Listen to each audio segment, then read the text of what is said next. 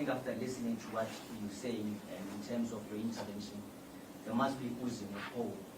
But how then do you balance that bit of success and your determination to fight crime in the country with the corrupt police that some of them are seen to be or are alleged to be part of the criminal network in the country? How do you balance that? Because sometimes it's just good to train police and say 10,000 police officers have been trained and welcome into the fold. But some of them, they just assimilate into the system and become part of the criminal network.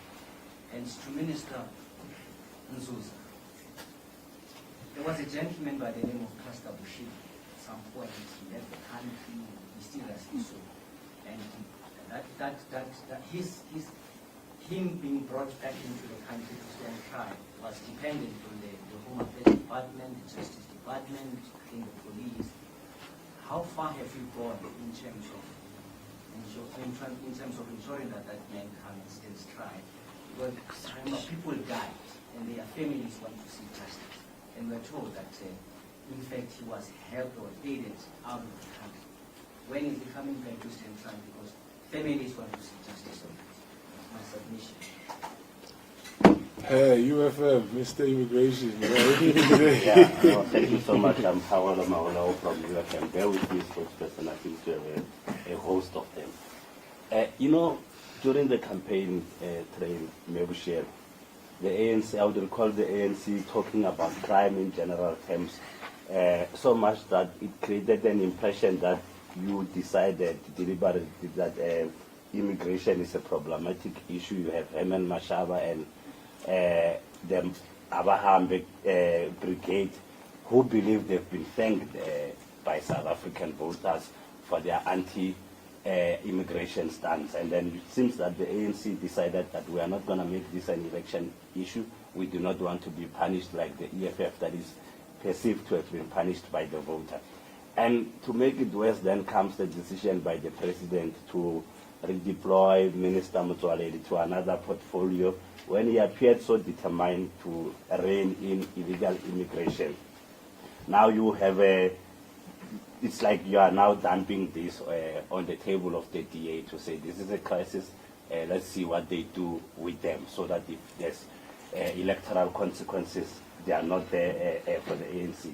Tied to that, are you able to tell if the new minister and his party, who have made it clear that they believe that we need to relax the laws in order to allow skilled labor and investors into the country, they believe that it's currently difficult for those groupings to come into the country. Are you aware whether they are going to continue implementing the white paper that was drafted in the 6th administration or not? And doesn't the ANC regret ratifying some of the treaties on immigration, in particular the UN Convention on Immigration, which seems to be imposing an obligation on South Africa that you will host anybody and anyone for as long as they say, I'm in danger back at home? How do you balance that against the need of South Africans? And regarding corruption, but in particular the illegal activities happening at the border, don't you get the sense that, as in the West put it, that these officers that have been recruited are merely adding numbers, that they don't have the necessary sense of patriotism that the officer, a law enforcement officer should carry with, that they've lost the respect for the very uniform that they wear? Because I think if they carried themselves in that fashion and in a loud way, it would not be easy for immigrants to approach them with bribery. And lastly, I've seen this on TV quite a lot lately, where women are complaining that this, let me not even go the gender route, but South Africans are complaining that, look, I married this immigrant to help them get citizenship. Now this person is no longer consistent with the payments that we agreed about. This is a marriage of convenience. So I want to find out, how easy is it for one to gain South African citizenship through this route of marriage? And if I'm caught as a South African aiding a foreigner by marrying them where no romance exists, just for this sole purpose that they get citizenship, how much trouble am I in if I'm caught with that? Thank you. I'll cover. Yeah, time's live. You are arriving late. I will insert you. Ask. Maybe just to pick up from something, what is the posture of the ANC's cluster or subcommittee on the conduct of the police in Kenya? Are you in support of what they're doing, and what do you make of the criticism that the police there has been facing recently? Well, I mean, I didn't crime, but it looks like it's not settling well with a lot of South Africans. What do you make of that? Okay. Yeah, no, thanks. Kamala here from IOL. Now, I wanted to check, Minister, you said nothing about the issue of Chidima. Can you please confirm whether Chidima is South African or not? And does this mean if he's born in South Africa, that this means that he's automatically a South African citizen? Thanks. Okay. Thank you very much for your questions, some of which really ask great questions. We will start with the... Can I start? Yeah, because you have few, so we'll start with local government. Well, thank you very much. I think the point that Thando is raising, that local government in its nature is political. Well, people are elected, so it automatically means that they are political beings. But just to get to the specific issues that you're raising, insofar as it has to do with ANC-led municipalities, the NEC has directed, in fact in the NEC meeting, the NEC has directed that we should intervene timeously in areas where municipalities are led by the ANC, and you have different challenges, including closer monitoring and evaluation, accountability and service delivery interventions, as the ANC taking direct responsibility for those municipalities that are led by us. Insofar as there are municipalities led by coalition governments, we have made a deliberate decision, and in the remarks or reflections on coalition governments, you would have seen that there is a commitment to address the instability in local government and a decision to ensure that we address issues in coalitions, starting in the metros, starting in Johannesburg, not the way in which Samkelo wants us to deal with it, but starting in Johannesburg to ensure that the coalition's task team is able to help resolve the problems that we have and stabilize the situation in Johannesburg. In relation to whether this, and this relates to a question that was asked by someone else, I think, Sia, in relation to whether the GNU has opened opportunities for us to stabilize some of these environments.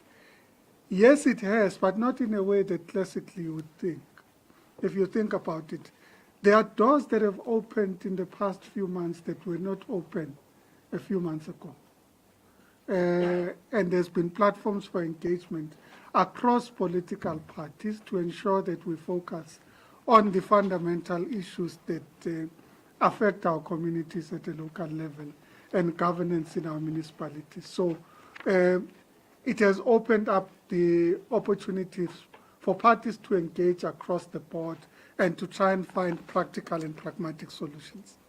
And there isn't a particular way in which these alignments have happened. You would have observed changes in the Western Cape that would not have responded classically to what people might have perceived to be the response a month ago. We have seen changes or discussions in Gauteng that are happening outside a framework that you would have assumed would have been the result of the GNU negotiations. But essentially there's been a door opened, and I think parties are taking advantage of that door. I should say that with the GNU process, I generally think that the opportunity was created by the fact that we reached out to every single party represented in Parliament, with genuine discussions with every single party represented in Parliament. We might not have agreed, parties might not have chosen to be included in the GNU, but every single party knew that the ANC will engage openly and frankly.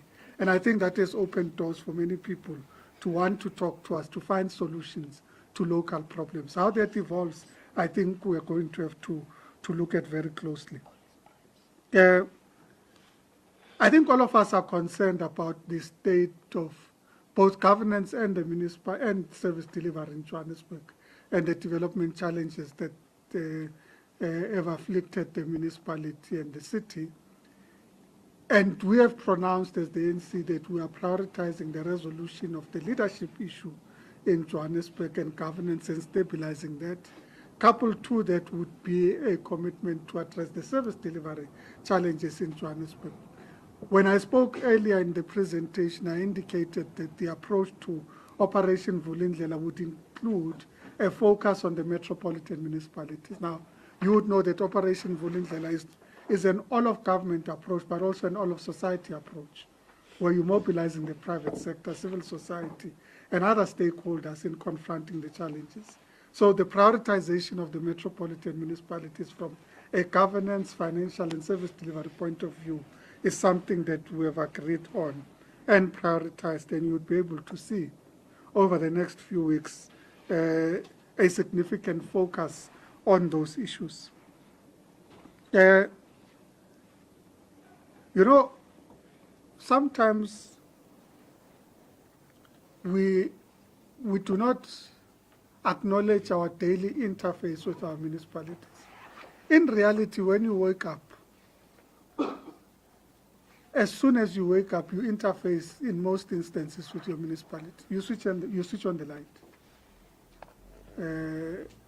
You brush your teeth. You use the ablution facilities. So in your home, before you even leave the house, you've interfaced with different components of what a municipality does. So it is not always true that people are disengaging, because in reality,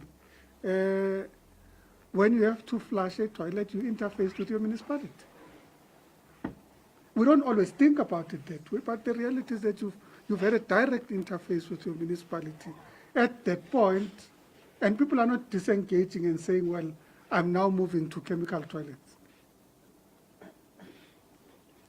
Now, we need to address the service delivery issues without suggesting that there's been almost a walk away from everything that local government does.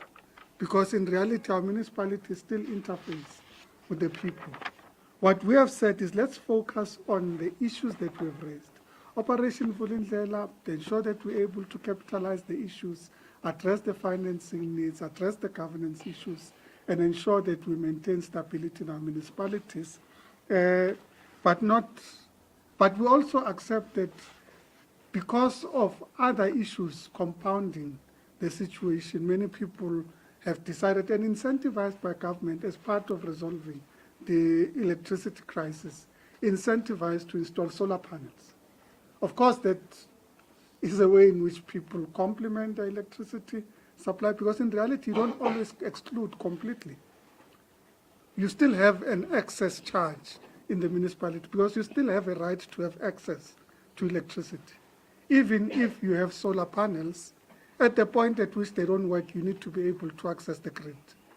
So the fact that you access the grid means that you're still interfacing with the municipality. Even as people say, I've moved completely off, what they're saying is, I've moved completely off paying, but I still have access to the grid, if and when I require that grid. And those changes we have to factor into the way in which we're governing our local government systems, and we adapt financing, service delivery mechanisms, and so on. On the revolving doors, I think I've commented about that. On the industrial parks, I think Comrade Zuko will be in a different panel later that will talk industrial parks. I'm sure the attraction to me commenting about it is natural. Thank you very much. Thank you. Okay, Comrade Zuma. We're not going to answer gossip, Maseko. Leave that one. No, thank you very much once more for the questions. The first one is around Katoman, and it's linked to your question. shoot to kill, and do we support what they're saying? Look, let's be realistic and be ordinary in responding to that question. The ANC works for people of South Africa. They are the alpha. They are omega. They are the law. They are the first and the last law. This question and the answer thereof, we should avoid taking that out of context. I would have loved if we were in a hall among people of KwaZulu-Natal, for instance, and then ask these questions so that they, the people that give us a mandate to be here, how do they feel about it? What's their reaction to it? What's their perception? And then our conversation would be real. For now, it's really unreal because it doesn't include people who are alpha and omega, who are experiencing whatever they are experiencing, causing the criminals and the police to meet in that second. But the second problem that I try to avoid answering or elaborating on those questions is the actual scene, because police, including in KZN, I haven't picked up any incident where they drive a police van or they walk down the street, shoot to kill, as the slogan would go. I haven't. It says police were in KwaDlangezwa. It's a specific geographical area. They acted on intelligence that those criminals that we are looking for are in a specific house. Go and check. They go there. Obviously, when they get there, they are told, it's criminals who are there, and this is the house. They know they are not about to get a cup of tea from those criminals in that. They know that on site, these criminals are going to react in whatever way. The last thing they will do is to give themselves up. They won't do that. They won't do that. The same in Cape Town. The same in Eastern Cape, where police intercepted a cash in transit group. So in all of them, you hear one thing: police got there and they were fired at. You hear the second thing: there were so many firearms that they picked up after that. Now, so this depicts the scene, the actual crime scene. Now, to pick on police and say, so they were there to shoot, to kill, is really dangerous. And it's not really helping us, because the community of KwaDlangezwa, I've been receiving, since I became Minister of Police, they want me to go there because I come from the area, in part. And the people elsewhere, I received a message last night from somebody in the West Coast saying, we are almost not eating, we want you to come here. Obviously, I'll go there and listen to them if the situation warrants a particular deployments, will do so. And they won't go there to propose love to young ladies there. They'll be going there to fight crime. Fight crime. And that is what the ANC has instructed us to do. They are saying, go and fight crime, because people are complaining about crime. Now, the police are the only people who have legitimacy and who are expected by the community. If there was something additional to that, we would also be carrying our own. Because we have some experience some time ago. We would be, but we are not authorized, and therefore it would be illegitimate. That's why I need to talk to the chair of the portfolio committee. I didn't see him, but I heard that he was on the crime scene yesterday at night. And I'll have a conversation to him that we need to avoid getting into crime scenes as politicians, because there's no role for us there, especially when it is live. We can go there tomorrow. We can meet the police who are involved there to say, well done, we are with you on the scene. In fact, I phoned National Commissioner last night to say, what do you think about it? And he was of the view that he should go there and that we should go there. And I said to him in the morning, I've thought about this, go there, because we're elsewhere. Now, so before we ask the question and before we answer, let's confront the two. Where are the people here who have been complaining and phoning to us that bring police, we are suffering, and so on? Two, when the police got there, we were not there. So we are asking questions. Of course, we are journalists. You are perfectly correct to ask that question. But I so wish you and I, Samuel, we could have gone to the scene first, met the police who were there, and they take us through, see that house, who fired first, how many bullets, who fired back amongst us first, how many bullets, what happened, what did we pick up. Each firearm and each bullet inside those firearms that were picked up in Guadlangezo were picked up in Inanda on 2 occasions, would have been loaded in the firearm for each of the police. What criminals do, they load their firearms. They test them, that they are functional.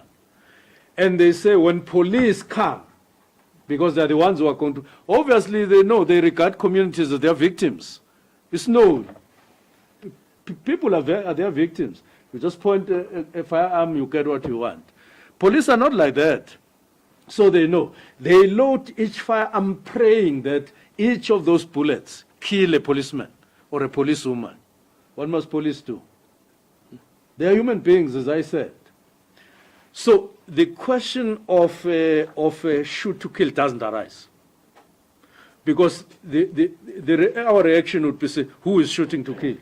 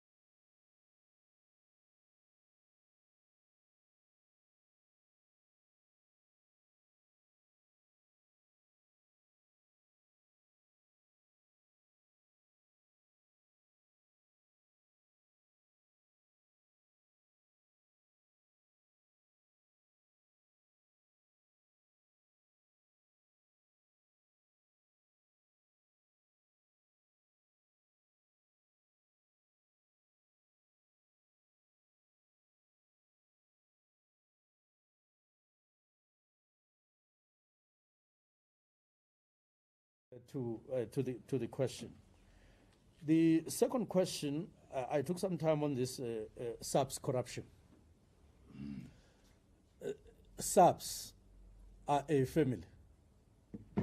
The members of that family are police, men and women. And how many of them? About 179,000. In a family of three people, three members, somebody would act in a manner that the other two don't approve. In a day, in a week, in a year. Once or twice or three times. What do? You don't disown them. You don't, whether it is corruption or any other. We saw a video of a policeman somewhere in Northern Cape. He was driving a van, and they say he was drunk. And the van collided with a car of a citizen. And they pulled him down, and what appears on the video is somebody drunk with uniform. So there would be those. But what do we say? We are saying people and the policing forums and all of that. Please report when you come across a corrupt policeman. Please report. Now, other than that, it is our duty to weed police, general, of wayward police, women or men. It is our everyday job. When we get that, we react. And by the way, there are hearings. Today in the morning, I was signing a document for somebody to be a presiding officer on a case. We do work on an everyday basis. Why? We don't want any corrupt policeman or woman in the police. We don't want any corrupt policeman or woman in the police. Why do we do so? It's because we want the uniform of police and them inside that uniform to be regarded as law and order. We want them to be the symbol.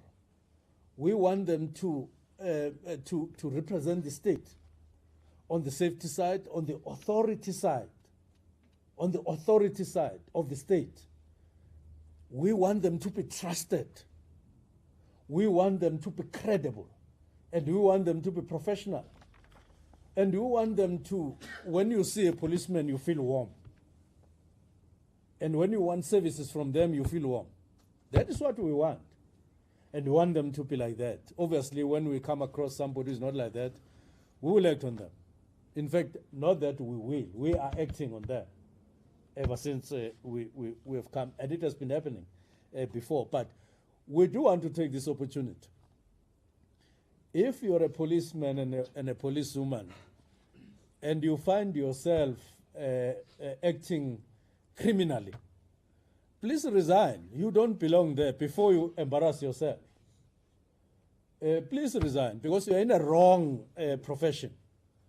You are definitely lost. You should jump the fence and go to the other side so that we deal with you. Not hiding in the police uniform. Just wear the clothes of your gang and so on. And this time around, we think that people are gaining our trust, the way they are interacting with us as ministry. And therefore, it's not going to be difficult.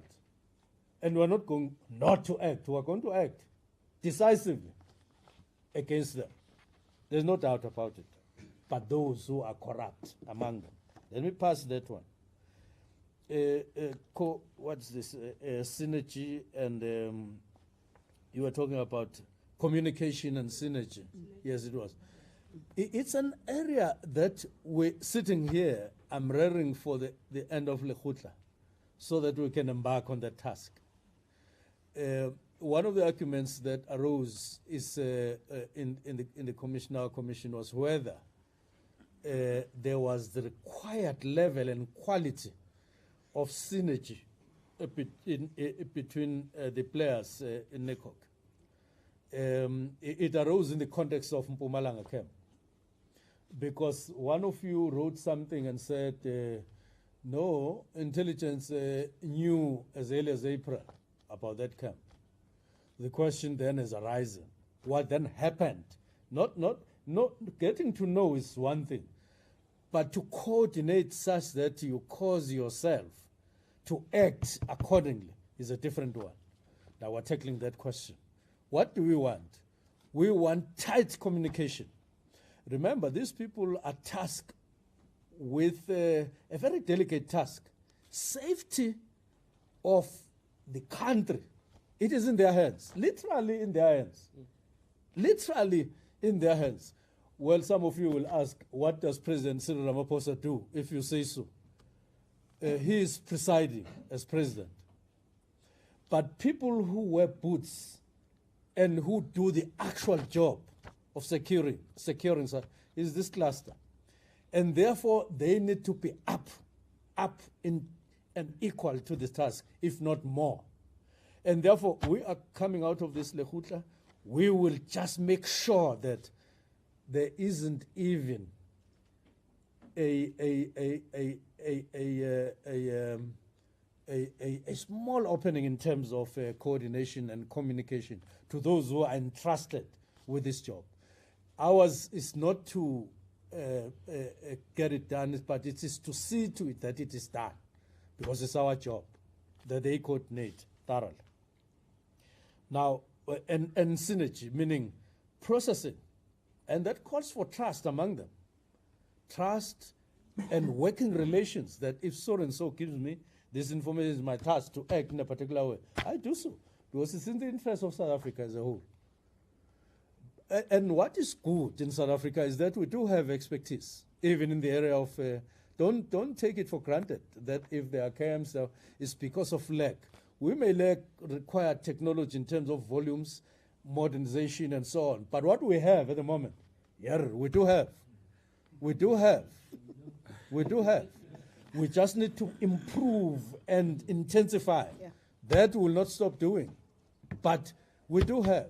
And they tell you, when you have conversations with them, that question doesn't arise. They never say, hey, we are short of this and that. They will tell you in lowered voices that we also need, so that we catch up with standards elsewhere in the country. Because South Africans deserve the best when it comes to security, when it comes to safety. And we're getting there, no doubt about it. Now, what's the other question? Is partnerships with foreigners. We're not going to partner with foreigners.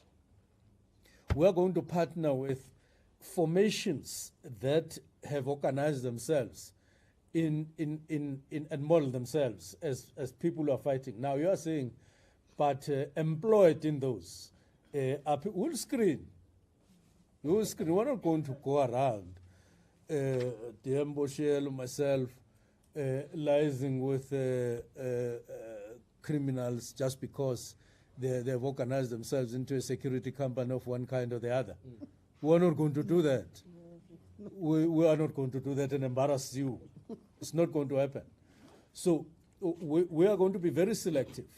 Took people to necessary screens or screenings, and then we establish working relations with them.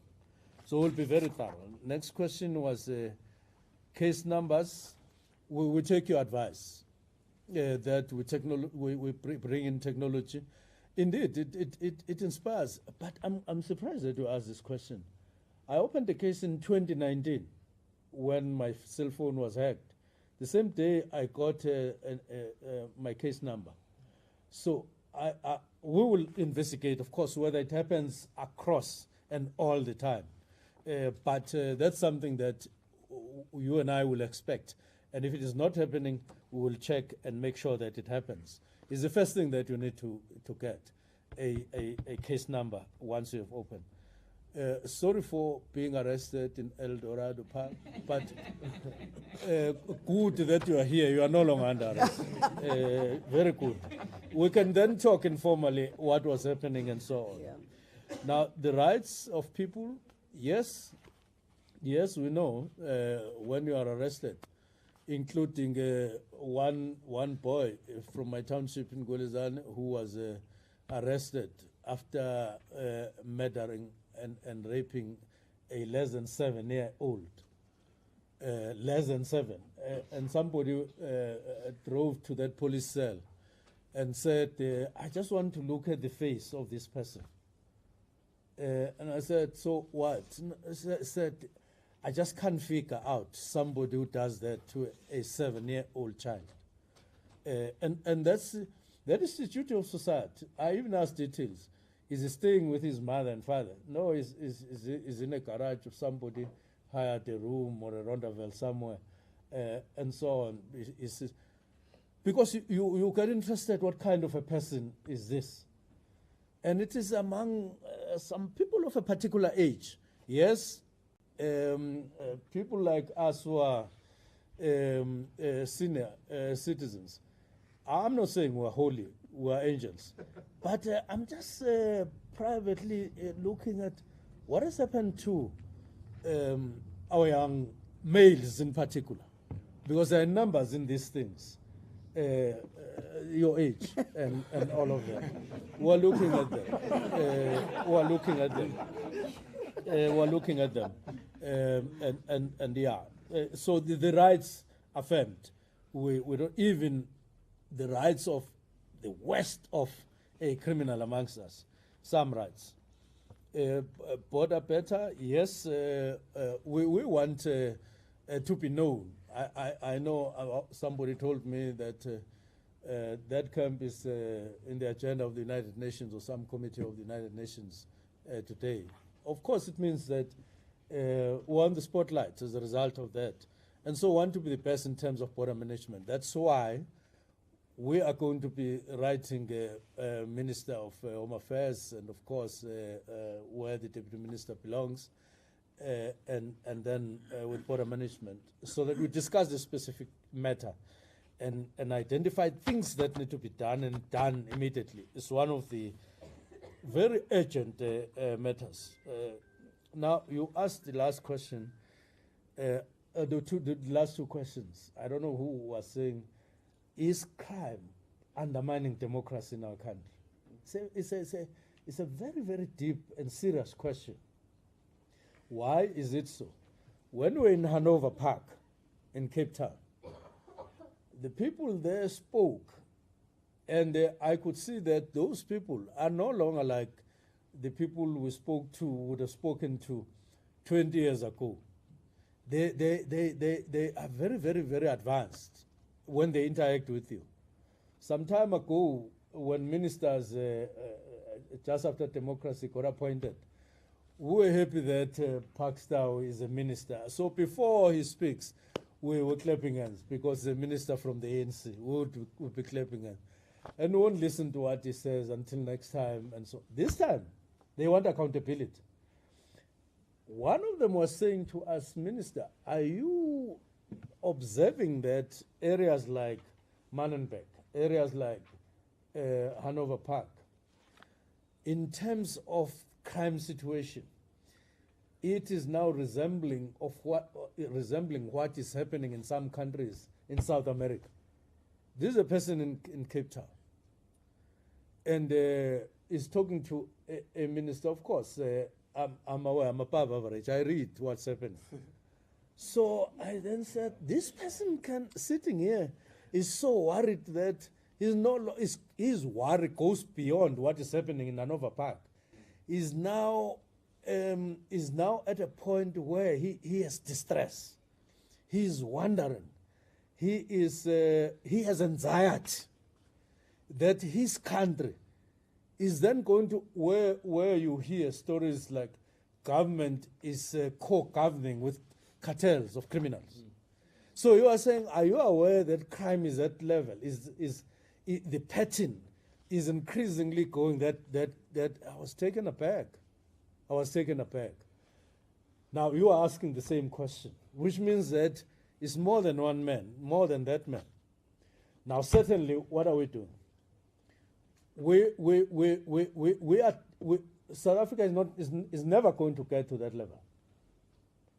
is never going to get to a level where criminals or their gangs are going to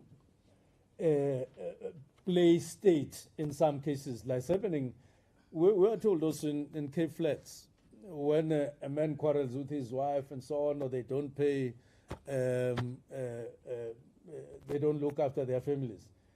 Cases are taken up by some of these gangs, and they intervene. So they are playing mini government there, because government is found to be wanting and services are found to be wanting. It's never going to get that way. It's never going to get that way. That's why we are in the Lekgotla. That's why we've been in the Lekgotla of government. We are equipped, and we're not going to lament about shortage of this and then budget. We have said, we've made ourselves very clear, the budget that we have, although it needs to be reviewed, improved, but what we have is enough to make an impact in crime in South Africa, such that the citizens see that we are at work. So it's never going to get there. And the last question was, control, is crime out of control? Is crime under control? What exactly are we saying? We are saying exactly that. Crime in South Africa, I mean, look at Katlehong. Just because one man there wields a panga, accompanied by somebody who is wielding a large firearm, the police were there in numbers. Last night, they were there. And in the morning, 4 people arrested. And they're going to be doing another arrest. Which shows even when police have to react after something, but they do, where they couldn't have overseen that. They are there very soon. Look at Khayelitsha. Intelligence, criminal intelligence. They got to know before that there was going to be a cash in transit. And they were directed to a particular house. They went there, they observed. And they saw that, no, this looks like exactly a house that was being described.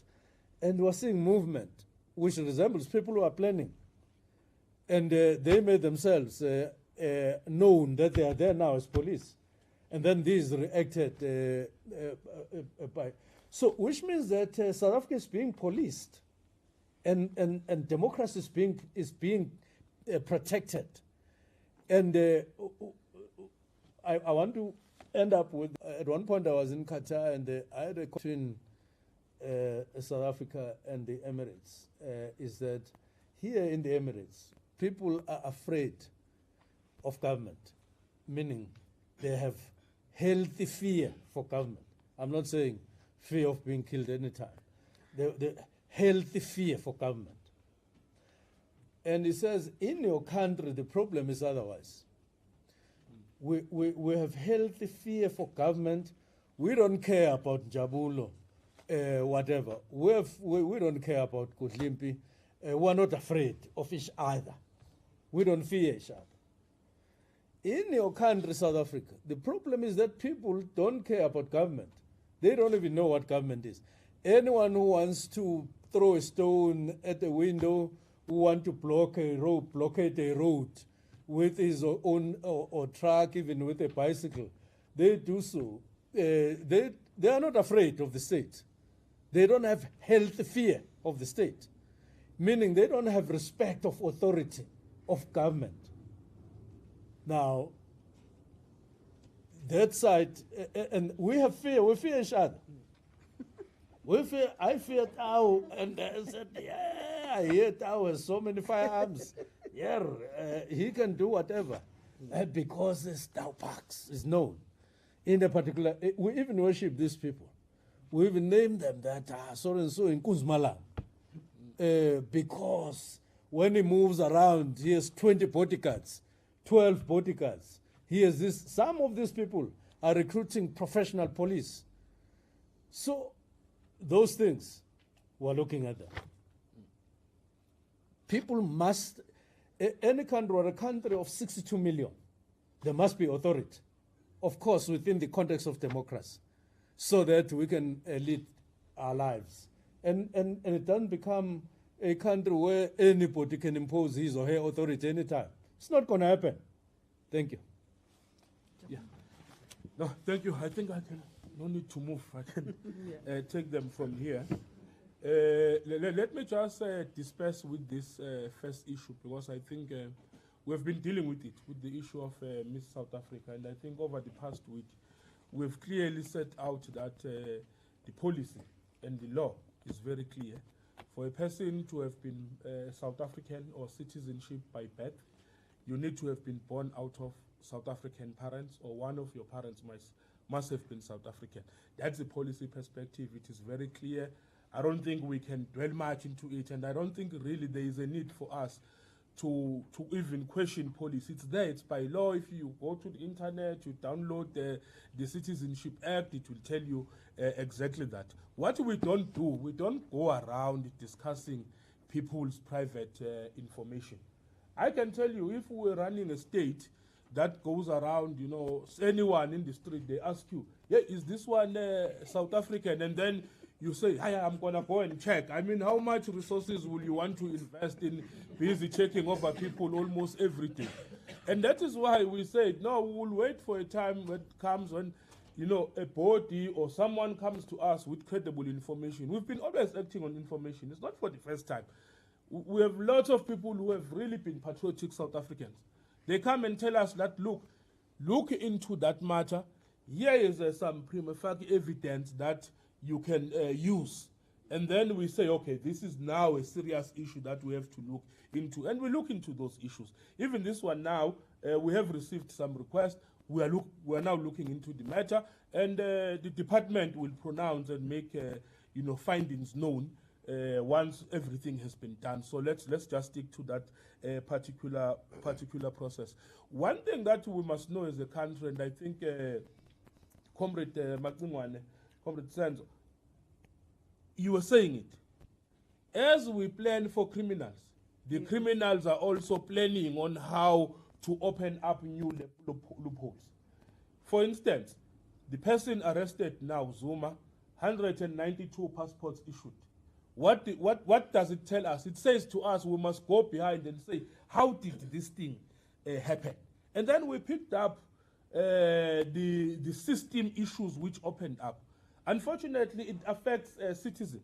For instance, we thought it was convenient that when you apply for a passport, you can have another person collecting your passport and so on. We stopped it. Now we are saying you apply for a passport. If you are supposed to come and get the passport, we want to do fingerprint testing so that you don't have Lekgotla from Pakistan anymore, which devalues our passport. So even in the case of Bushiri, it is with justice. They are dealing with the extradition issue. But when we dealt with the Bushiri matter, it told us that no, there is a problem in permitting. That is why you see us making all these arrests, you know, out of bed. Sometimes something good comes. When we started tracing him, we could see trends and everything through intelligence and crime intelligence information, working with the police. It pointed us. And then we had what we called an intervention team, which was led by Dr. Lubis, who was the former DG in the presidency. They went and looked into the matter and came back to us and said, hey, these are the problems that we are facing in the permitting unit. We sanitized the permitting unit to the extent that other people even complained. Some who were beneficiaries, they said, no, don't investigate us for making mistakes. We said, these are not mistakes. These are wrong things that we are doing, and we prosecute those people. And now we are setting up systems in place to deal with the issue. And some of them already we have implemented some of those Lubisi recommendations. Now, the issue of new officers, let me tell you, we can't take out of a population of 2,500. And then out of that population, 1 or 2 people do something wrong, we catch them, we deal with them. And then we say the whole block. When we were dispersing the 400 border cards, their own parents, because they were young people. They came there with their parents. Some of them have been out of a job for quite some time. Some of them are new entrants in the labor market. They are coming in as border cards. Their own parents are proud of them to say that my son is now a border guard in Musina, and my son is responsible for making sure that all the right people enter the country. We went to Owar Tambo, met one young person, said to us, look, you know, I'm working here, I'm very patriotic, I stand with the country. Those are good people, and we must keep those good people, and we must encourage them. And they are doing a stellar job. Some of the arrests that we make are not even public. Sometimes you just arrest.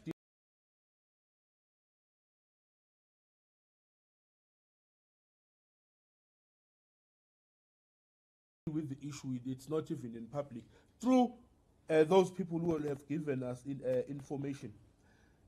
Marriage of convenience is a, you know, if you commit fraud by coming to us and saying, no, I'm marrying this person, but you know very well that you are doing it for money.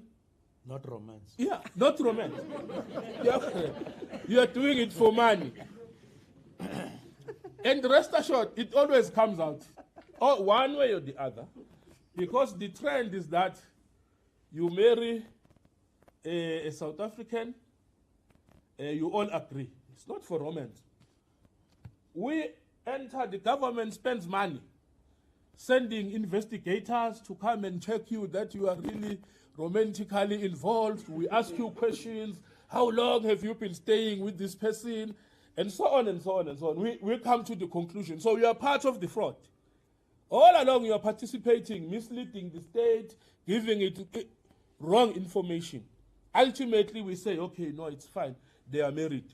By the way, if everyone was truthful and we did not have this fraud, other legitimate people will be having their marriages registered quite quickly, and they will get citizenship and so. But because of the fraud that people do, not marrying for romantic reasons or for love, but for money, it's a crime. You are committing a crime against the state.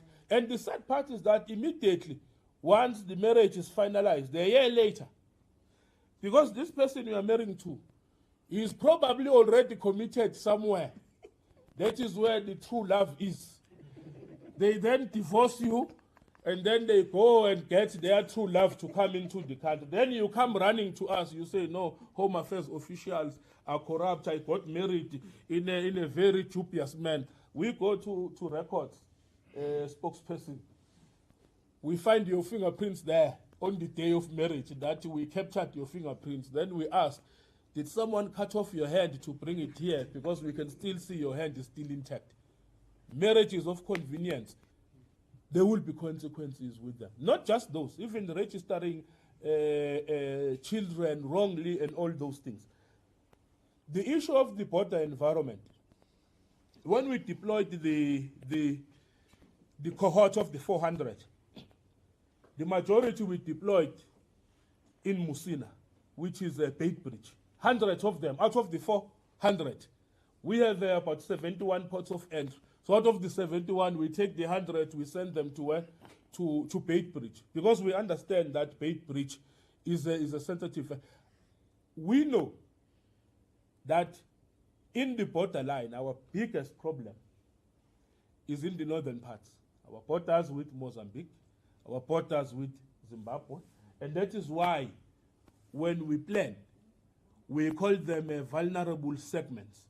We plan according to that. So that is why we deploy. Even if we were to take another cohort, we'll then take it there. In terms of the infrastructure that we are building in through the public-private partnership of the 6 ports of entry, probably the biggest resources will be spent also in Bait Bridge. So we are taking a conscious decision to focus there.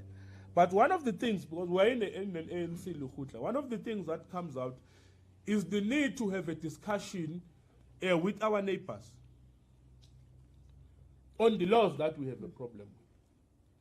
We went to Lesotho at some point. Mozambique is also no exception. where a law of innocent buyer is implemented. By innocent buyer spokesperson, I mean this. A person steals a car in South Africa, drives it across the border, lands up in another country, someone else buys the car, it's with South African number plates, you have a person driving the car. We come and say, no, that is a GP car. We all know that it belongs to someone in South Africa, and we know that it was stolen. They say, no, we can't do anything because the person driving the car is able to produce some proof that they bought the car, therefore they are an innocent buyer.